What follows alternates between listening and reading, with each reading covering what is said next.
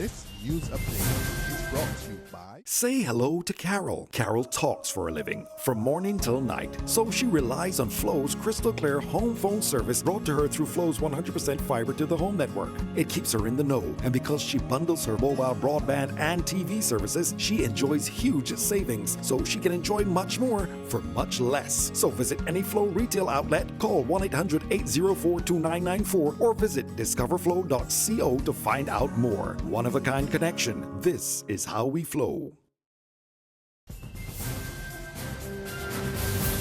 It's Wednesday, April 13, and time for the Barbados Today afternoon update. Thanks for joining us. I am Fernella Wedderburn. Shocked and disappointed. Those were just a few of the words used by the family of the late Nicole Harrison-Watson following yesterday's release of the man accused of for her death. 39-year-old Sean Watson was granted bail almost 4 years after he was remanded for the 2012 murder of his estranged wife. Her body was found at her Ferniehurst St. Michael home, bound and partially naked. Nicole's mother, Mercedes Gill, tells Barbados Today not only does Watson's release feel like her daughter was taken away from her all over again, but also she's upset that authorities never informed her family of his release. Well, I'm concerned. I really won't say afraid because I don't know if they want to walk about being afraid, but I'm concerned.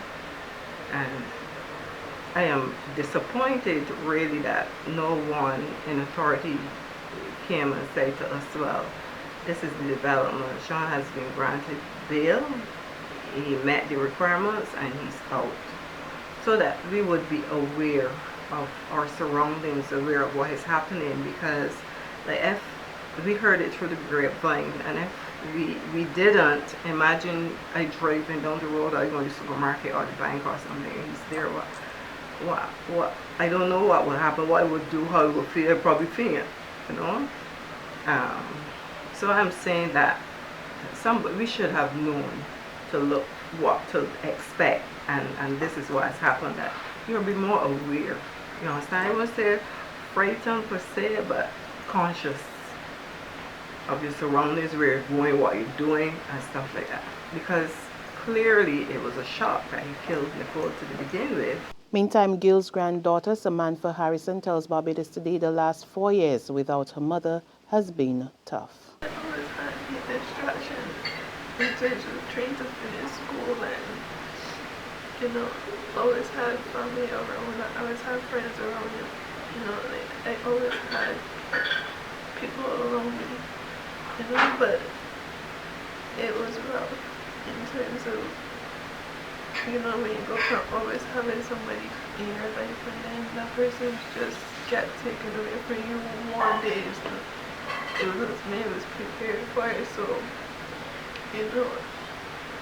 I miss her a lot in terms of even when we make decisions, like school decisions and things that you would need your mother for. Basically, I felt like I was put into a situation where I had no choice but to live with it. In other news, the Clerk of Parliament is now in possession of the opposition Barbados Labour Party's no confidence motion. The document was filed yesterday afternoon ahead of next week's resumption of the lower house. Opposition leader Mia Motley claims the motion is to highlight the social and economic challenges facing the country. But Prime Minister Frondell Stewart disagrees, saying it has more to do with the internal politics of the BLP. Despite this, political scientist Peter Wickham tells Barbados Today he is anxious to have the no-confidence motion debated in Parliament. He tells Barbados Today there are answers that are needed to be answered, which the BLP put on the table. This is the real question, whether or not the public is responding. I get the impression that the public would like to hear some answers. I get the impression that the public is as fed up as she is, quite frankly, in relation to the way that things are going. And I think that the public is concerned about our general economic direction. Now, the extent to which your questions reflect a public sentiment, I think is reasonably clear. The question, however, will it get a buy-in from the Democratic Labour Party administration, or will it change anything? And I think the answer to those two questions is no. I think they probably will ignore it in the way that they ignored the previous two. I think they will belittle it in the way that they belittled the previous two, and I think that it will not make a difference in terms of the way that they are operating as a government. At the same time, however, I do feel that the public of Barbados would be keen to hear some of the information or some of the questions that have been put on the table answered. To the extent that she's reflecting the public sentiment, I don't think it is a bad thing. I don't know how many votes of no confidence an opposition is supposed to bring or not to bring, but what we can tell you is that the votes of no confidence, and when we reflect on them, the 3 votes of no confidence have spoken to issues which we have subsequently realized are things that need to be spoken to. Police are on the hunt for a male suspect following the seizure of over 200 cannabis plants. The plants were found when lawmen from the Belle Plaine station executed a warrant at a residence that is located in the Belle Plaine housing area yesterday afternoon. The suspect of the warrant escaped on seeing the officers. A search of the property uncovered 222 cannabis plants under cultivation ranging from 4 inches to 6 feet in height. 42-year-old Hayden Ricardo Brathwaite of Church Village, St. Philip, has been charged with theft of produce. He is the 4th man to face the law courts this week on such charges. Brathwaite allegedly stole 50 rods of sweet potatoes on March 26 belonging to Agmag Farms. He will answer to the charges in the District C Magistrates Court sometime today. Yesterday, 52-year-old Grantley DeCosta McDonald Thorpe of Valleyland St. George was remanded to prison after he pleaded guilty for stealing 105 pounds of sweet potatoes. His plea came just a day after 41-year-old Ian Emerson Bennett of Cliff St. John was slapped with an 18-month jail term on 5 counts of theft of sweet potatoes. There's regional and international news after this short break. The 50th anniversary of Independent Secretariat and the National Cultural Foundation proudly present the theatrical production From Bossa to Barrow and Beyond. We are not slaves. Saturday, April 16th at 6:30 p.m. at the historic Golden Grove Plantation. Come, be a witness to history. Aye, Nanny Greg. Enter the ritual. Feel the power. This country will be independent. And if I have to wake up all the sleeping angels in heaven, so be it. From Bossa to Barrow and Beyond. April 16th. Tickets $50 adults, $10 youth and children. Available at all NCF outlets and at ticketpal.com.